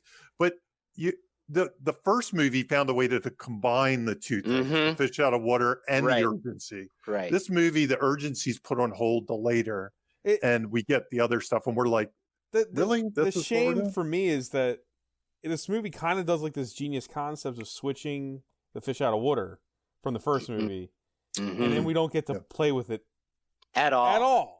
And that's one little 11 minutes in the middle of the movie. I mean, Steve going to the Air and Space Museum is incredible. It's fantastic. Absolutely fantastic. I wanted more. Yeah, me too. Yeah. The trick is weaving that into the story. And it is. When they finally got to the story, it was weird that she was bringing Steve along everywhere. Because why? This time she didn't need him, whereas the last movie, they were both in it for the same reasons, and this time he's just trying to help her figure out shit. Yeah, and honestly, if I was in her shoes and I'm Wonder Woman, I'd be like, look, you already died once, you stay home. I can go, I can get a passport. I don't have to turn the jet invisible where we almost got shot down. If she didn't pull that off, they would have died stealing the plane. Like Jamie, it's not even just you already died once, it's like I've been alone for 60 years. Don't die. Stay here. I'm more cautious. Hide. Instead, you got him literally driving a tank in another country during a car chase. Like, dude, he could die again. What are you doing? And the movie really spent a lot of effort, like showing him punching somebody in the background. Like, it didn't even give him like hero moments. He's back there. Although, Jamie, I will say, I thought of you because if you notice, his punch sound effects are like identical to Indiana Jones. Oh, cool. If you listen to the punch, they sound just like Indiana Jones punch sound effects. Yeah. But anyway, what I was trying to originally say with this point was like there should be fun and games with Max Lord and his wishes, right? Mm-hmm. There should be fun and games with Barbara getting her new powers and her new confidence. Right. Those are both even spread so thin. Mm-hmm. We got like one scene with Barbara. Right. Yeah. Well, I guess it's when a couple scenes at the gym. I feel like the fun and games is the gym and when she beats up the harasser. Right. And she's impressing people at work. She's got the whole crowd gathered around her. She's telling jokes. Yeah, she's like, she's like, takes off her glasses. Oh, I don't even need these anymore. And everyone's right. Yep. It doesn't. I don't know. It feels like there's 3 movies again. Yes. That you want more fun and games from all 3 of them, and they don't have the time. They work against each other. Right. You hit it. You hit the nail on the head with it. Yeah. And then for me, the 4th movie, which I came to see, hasn't even started yet. Right, the Wonder Woman movie. The Wonder Woman movie. Right, that hasn't begun yet. Which starts 90 minutes in when she has a goal. The truth is, I would actually be completely fine if this movie was just her and Steve getting reacquainted again and there was no action. I could watch that romantic comedy. Right. Like completely I can watch that movie. You don't even need to give me a car chase or anything. We talked about this in The Rise of Skywalker. It's one of those things where sometimes consolidation is your friend. Sometimes no matter how good all this stuff is that you want to show, it's better for the story if you just trim it down and keep it streamlined, as far as from an emotionally satisfying experience. And I mean, we've seen this in a lot of superhero movies, but maybe this is the kind of movie where you cut the Kristen Wiig story. You're just like, we got enough. We can cut that one. That's a good place to talk about. I understand, like from a premise delivery standpoint, they wanted to have another female antagonist. She had to have something to punch, basically. They didn't want the Superman Returns problem. Right. Yeah. But she does feel superfluous. Mm-hmm. And that's a bit. I think that's a huge problem, right? I mean, it's a movie that doesn't even need to be there, and it's a shame. It's a shame because Kristen Wiig actually does an incredible job. I think. I agree too. Yeah, she's really good. Because like the chemist in the first one, everything the chemist does is consequential to the whole villain's plan. Like the chemist in the first one. You can't cut her out, right? Like, whereas I do agree, like you cut Kristen Wiig out, it's almost the same movie. You could actually edit her out. Yes. Like, I think with the current cut of the movie, there's ways that you could just cut her out. Man, that's so crazy. It feels mean to even say, but it's just, it's not her fault either. Yeah. But Max Lord goes from the White House to the Beam place, whatever that was. And really, it's just Diana has to show up and talk to him. There's not, you know what I mean? Like it doesn't. She doesn't need. Kristen Wiig isn't involved in anything. And she turns into a jellicle cat. Where were we? Setups and payoffs, cause and effect. And we talked a little bit about some of this, on it, like the invisible jet is a perfect example. Yeah. The reason that scene kind of stands out, and I think it stands out in a lot of people's minds, is it's like, if you have things like that, like I can make things invisible, well, where does it stop? And also, why doesn't she use that power in other places? Like before and after. Yeah. It's just like one of those things, but it's kind of like, what's next? I can breathe fire. I remember now that I can breathe fire. Let me give it a try. It's like you just keep tacking on these superpowers on top of each other without at least hinting at them, so that we're like, there's some kind of. Can we give a positive here? Everything new she does with her lasso, it is established in the mall scene. The mall scene is establishing the new lasso power. The expansion of the lasso powers. Yeah. So, I think the lasso was well handled. Yes. Me too. I'm trying to give it credit. Me too. I'm giving it credit. I'd say that's a good juxtaposition against this. The lasso is something that the whiteboard on the lasso. As it expanded. Yeah, she has it, and now we're just milking it for all it's worth. They absolutely did a whiteboard for all the things she could possibly do with the lasso in this movie, and that that is a superhero genre expectation list, right? Like that's what you want from this movie. But Jamie, you made a good point with the invisibility power. Like, where's the limit, right? The importance of placing limitations on the powers, right? And they don't do that at all. Where could she, when you don't place limitations on the powers, then you start micro analyzing it just naturally, like you just said. What's next? Breathing fire? Yeah. Right. And I loved the invisible from an idea standpoint. It's what you want out of this movie, right? We know in the lore she has the invisibility jet, so you got to put it in. They didn't take the time to make it organic and they cheated. They didn't earn it. No, you're right. They still. So they didn't watch the beginning of the movie and realize. Jamie, that should have been just your end review to your wife. That's right. They cheated. Why didn't you like it? They cheated. I would have done it in Robin Wright's voice. And that's right. Her Amazonian voice. That's right. There's the the structure of her powers is such a huge problem on so many different levels. Showing us what she can do, how she can do it, what she can't do. And how come when she renounces her wish and gets her full powers back, why does then she need armor to fight? That was a big question. I still don't. To the point where I even heard somebody. I heard somebody so confused by that, trying to argue. Well, they were like, "Oh, she didn't renounce her wish until after she took the armor off." But no, she renounces the wish and then does that running thing and flies or whatever. So that was absolutely not true. I have so many comments and things that I want to ask. Put out for that. Right? Number one, wasn't the whole first movie, trying to teach her and the audience, she had a god killer weapon that she was carrying around, this special weapon that was supposed to give her the edge, and the lesson she was supposed to learn is that she didn't need a special weapon. It was within to give her the edge all along. It was within her all along. So then this Thor Ragnarok, right? This movie then says no. There's this special weapon, but it doesn't tell us why it's special or what it's supposed to do. But they take the time to give it its own backstory, to give it its own moments of importance.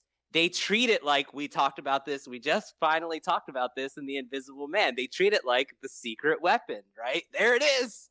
I did my Leonardo DiCaprio pointing to the screen meme. That's the secret weapon. There it is. Jimmy, it's literally Chekhov's gun. Right. Yeah. Except it's not. It doesn't have bullets. Not. Right. By the way, too, it's just marginally better than what happened in The Invisible Jet, right?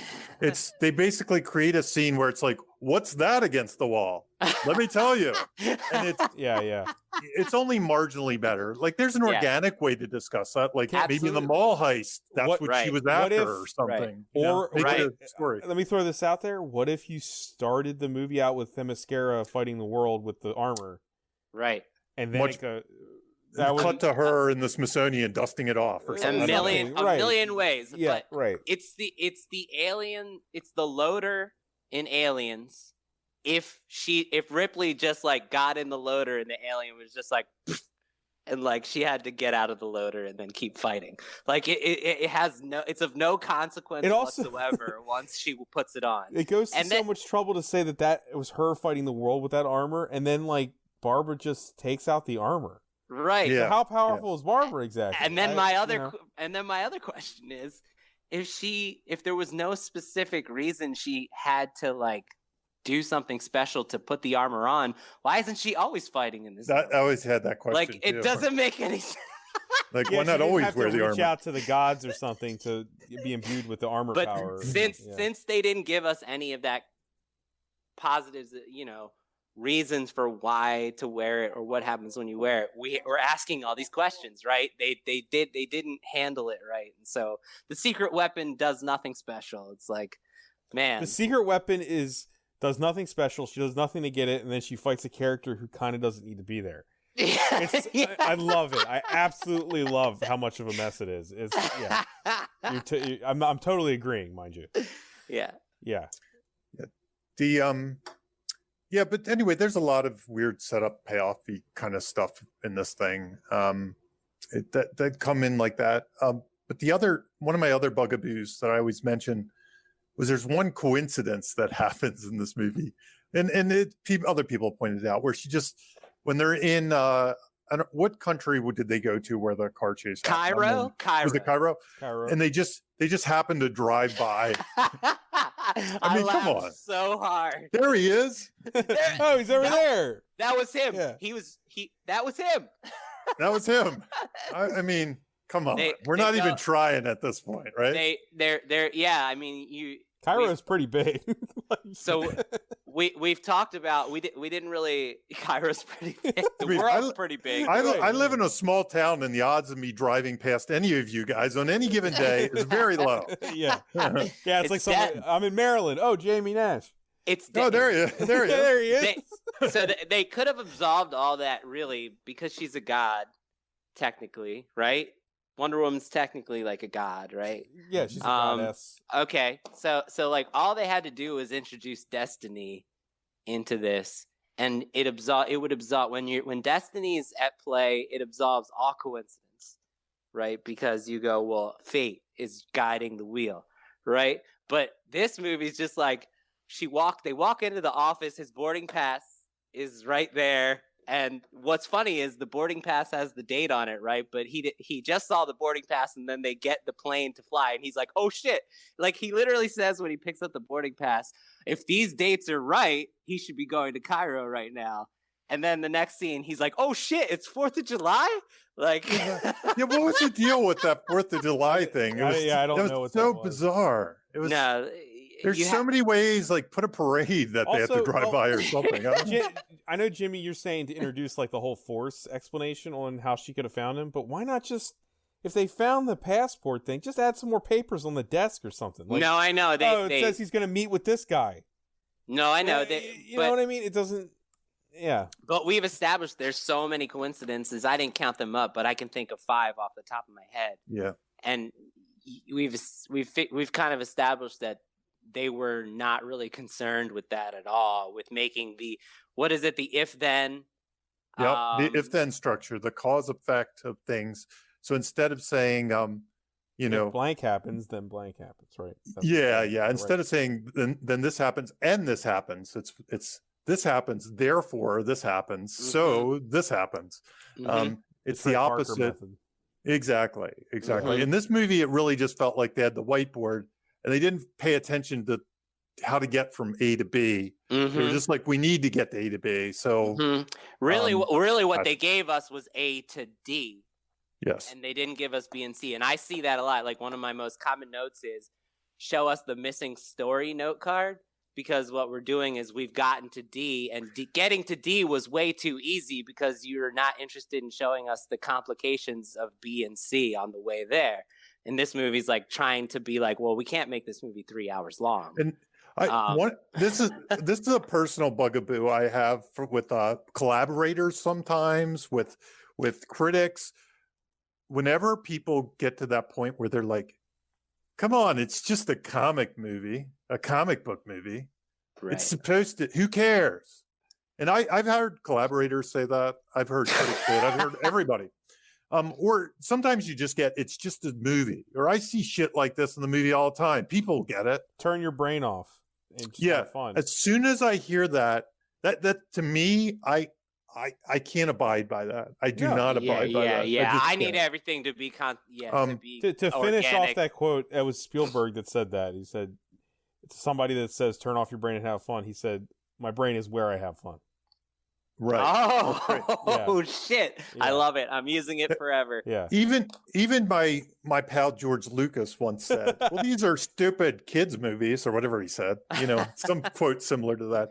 And I get the feeling somebody said that during this movie, somewhere in this process of either writing or in post or something. Somebody said 100%. They said it's a comic book. They said they put on the board, okay, we need the invisibility jet with fireworks. It's gonna be beautiful. We're gonna put it in the trailer. People are gonna love it. How do we get there? And they said, "Who fucking cares? Turn your brain off." She works at the Smithsonian. There's going to be a Smithsonian hangar with planes that she can just swipe her card. It literally says on the front, Smithsonian Archives of the front, because like I watched it again and I was like, what the hell building was that? Sure enough, right on the front of the building, Smithsonian Archives of planes. Oh God. Does that exist? Is that a thing that really exists? No. I don't yeah. know, but they were like, how's she gonna get the plane? And the people, what Jamie's just saying, the people behind the wheel said, "Who cares? Turn your brain off. She's just gonna get the plane." Wait, so the plane is fueled? Yeah, it's a comic book. It still works? Wait, Comic book. I thought there was a fuel shortage because of the wish problem. Yeah, it's a comic book. It's a perfect place to bring up Cheetah in general. Is that they're like, why on earth would a character that just wanted to be loved and like herself, would she end up being pushed to the point where she wishes to be an animal?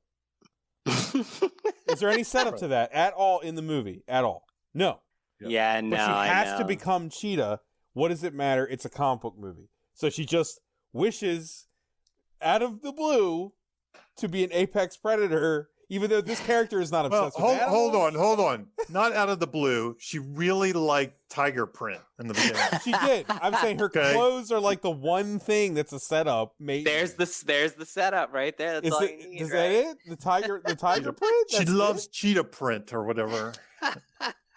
She wanted to be like her shoes. It's just like, it just comes out of nowhere. Yeah. But she has to be Cheetah in the end, right? You're right. Even though it doesn't seem to add to her power level. It just makes her have claws, I guess, and look different. Yeah, look weird. Yeah. It's so nuts. It's such a mess, and it's so nuts. I love listening to you try to figure out, like, well. She dressed like Peg Bundy, and then she turned into a cat. But I'm not sure why. It's fine. It's funny. All of that didn't make me think and laugh the way that it is now. And now the next time I watch the movie, I'm just gonna be laughing the entire time she's a cheetah. Well, if somebody goes power hungry, they don't just like make it. She wouldn't add that I'm gonna look like a humanoid person. I guess she wants to be hot, right? It could be the monkey's paw of it all. Like, okay, I'll make you an apex predator. Bang, you're a cheetah. But then you should have gotten to see where, oh fuck, I shouldn't have whispered this. Right. What the hell? It's just weird. That's not what I meant. The movie made us like, okay, she wanted to be like extra hot, even though Kristen Wiig's already attractive. I didn't like what is the Wish doing that's making her just have makeup on? I didn't understand that. Yeah, I didn't. But then I'm like, she wouldn't wish to have her put a little face look fan weird. in her hair. They blew her hair when she walked. They were like, she wouldn't wish to not look like a human. You know what? It's just insane. I thought she was really sexy as a cat. That's. Once again, I want to point out that Kristen Wiig I thought she was great. It's just it's the script here. It's the script here. Yeah, it's we're talking about the script. No, I think she chose to have that makeup. It was like her demand. She did it herself before she went on set. Poor Kristen Wiig. She's great. We talked about comic obsession, right? Yeah, we talked about it earlier. Yeah, a little bit. Yeah. Did we talk about satisfying the genre expectations? Okay, so I feel mean? like you guys were giving me the perfect segue, even you didn't know it, to turning your brain off, right? Okay. Yeah, Jamie, so given everything Jamie just said and what Bob said, my brain is where my fun it happens. My brain is where I have fun. I think this movie is a monument, a testament to the power of satisfying genre expectations, because most people I've talked to love this movie. And after everything we just discussed, with all of our problems with the story of this movie, why doesn't the story quality matter? It goes back to the Rise of Skywalker, right? They had a checklist of all the superhero genre expectations that the audience would have for this movie, and it doesn't.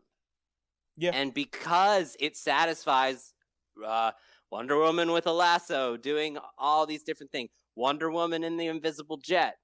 You have this master list of the very basic things that the audience is expecting because we're working in the superhero genre and it's Wonder Woman as the character. And it does them all. It gives you all those moments. The typical audience member walks away happy. And I think that's like really instructive because when you're choosing a genre, the very first thing that you need to do once you identify that genre is figure out what are those basic things that you need to give the audience based on the genre you've chosen. And I think that the reason that people like this movie who don't have the issues or still do have the issues that we have is because it does a great job at satisfying those expectations. The same way that Rise of Skywalker gives you all of the basic genre expectations we want from a Star Wars movie, right? The lightsaber battles and this and the X-Wing battles and the all the things that Millennium Falcon and right. Yeah. So I Jamie, we don't really talk about genre expectations that much on this show, and I think it's like say that I feel like I've encountered most of the people that hate it.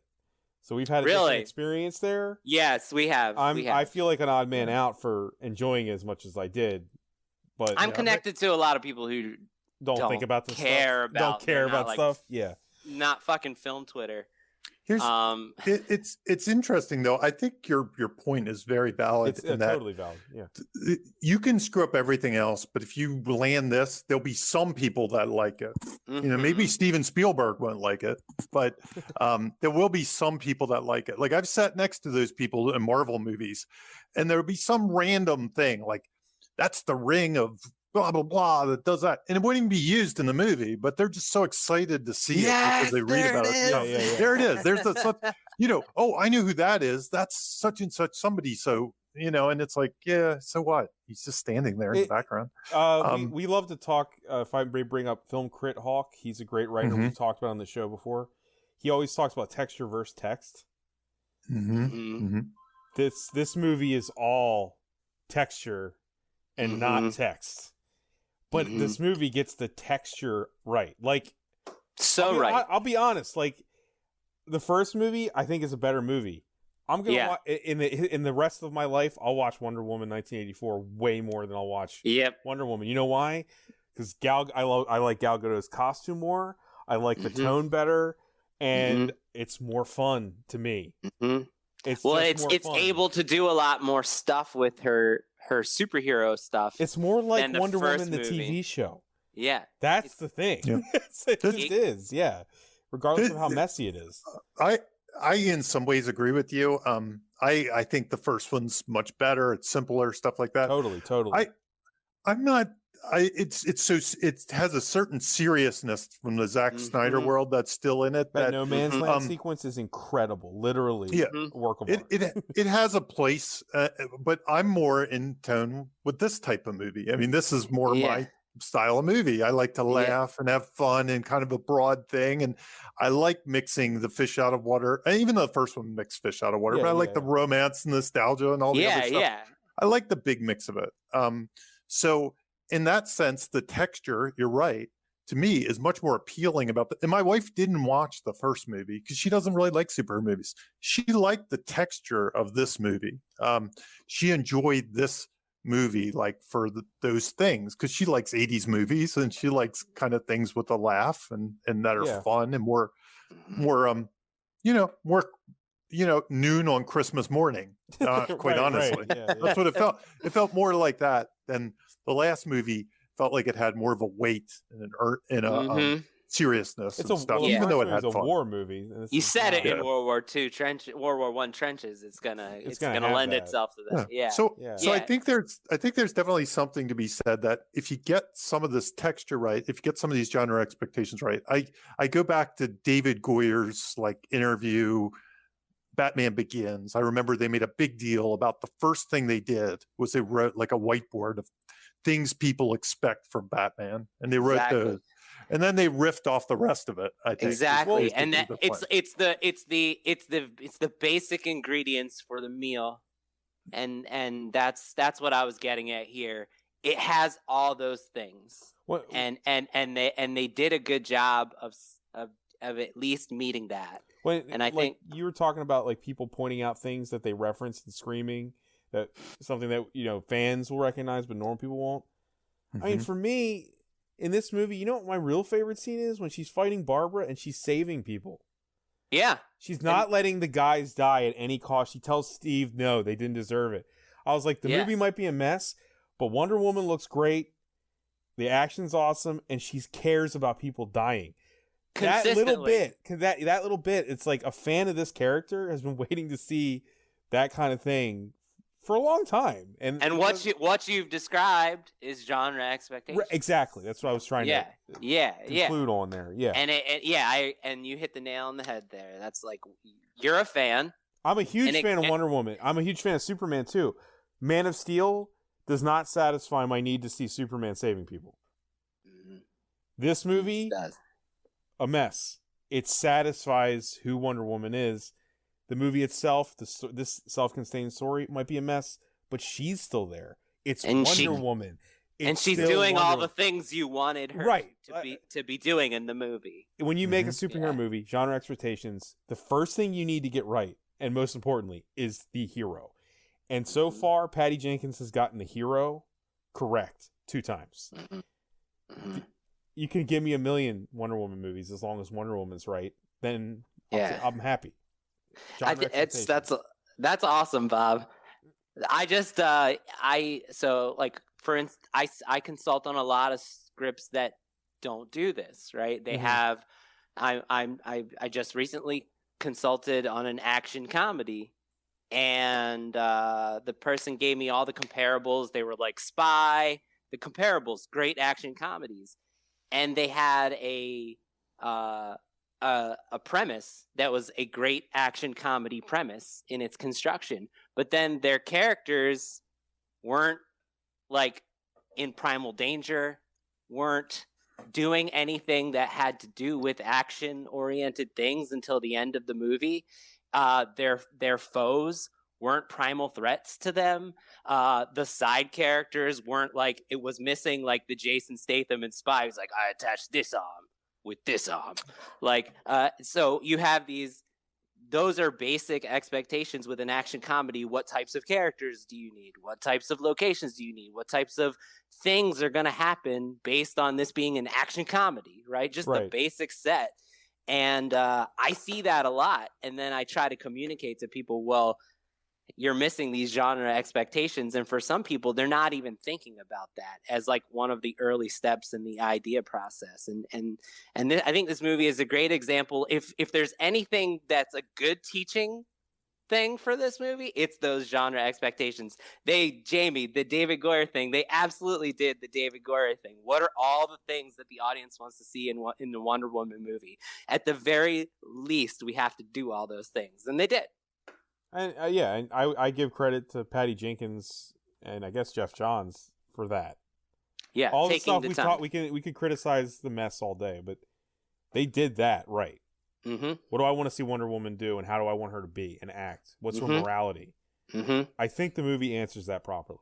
Yeah, I agree. Yeah, and I think all these questions of weirdness that we have will all be solved when they release the Snyder Cut. right. So finally, all of it will make sense. Like I said, man, give me. There's an off-screen movie of Steve dealing with the body switch stuff, the Quantum Leap movie. That it's happening off-screen. Like, oh boy. There's probably like 20 minutes of Snyder Cut where Steve's back in modern day. Another Wish Rock. Yeah, that'll be the prologue. It's all Steve. Right. We didn't even talk about, it's not just genre expectations, Jimmy. It's also like franchise expectations too. Mm-hmm. Mm-hmm. I feel the like IP. The IP itself, and this IP is a mess, which is it works against them. Like, I was actually, when we were talking earlier about Wonder Woman's powers, I was thinking, they really do need to explain how she can take Doomsday in Batman vs Superman. Like, I guess she gets stronger apparently. Because in this movie, I don't think the Wonder Woman in this movie could take Doomsday. I don't know if you guys seen that movie, but she like literally holds off Doomsday. I still have not seen that movie. Doomsday kills Superman. Gotcha. Wonder Woman holds him off for a good long time, and she's fine. I don't think the Wonder Woman of this movie could do that. Gotcha. That's a question of the franchise that expectations we've been getting. They're building to that, I guess. I guess, yeah, maybe she gets better or something. She should have shown up with the armor. That's what she should have done. That also makes the question, how come that armor is not fighting Doomsday? Yeah, right. Well, whatever. It doesn't matter. Yeah. I think we covered everything we wanted to, unless you guys have something left. No, I think we did. Do you guys want to plug anything? Jamie, you got stuff to plug. I'll keep plugging because it's technically not out yet, but you might listen to this afterwards. So Save the Cat Writes for TV is a book I wrote and I'm really proud of, and I hope you check it out. It's in the Save the Cat series. It helps you write TV pilots. I'm excited for it, Jamie. I'm so proud excited, of you, Jamie. man. Really proud of you. Super proud of you, man. It'll be fun. I might make us do like a TV show at that point. Absolutely. Why not? Hey, I have man, We'll have to pick a special one. A special episode. Just don't make me watch Game of Thrones. That's all I ask. No, I didn't even break that one down in the book. It's a little weird. As far as a pilot goes. We'll figure one out. Dude, we okay. That's exciting. Hell yeah. I'll plug because I've talked about it a couple times on the episode. I am a full-time script consultant, known as the Script Butcher, and you can find me at scriptbutcher.com. I'm getting a lot of inquiries. I get them a lot early in the year. People, want to polish up their scripts. I am currently booked.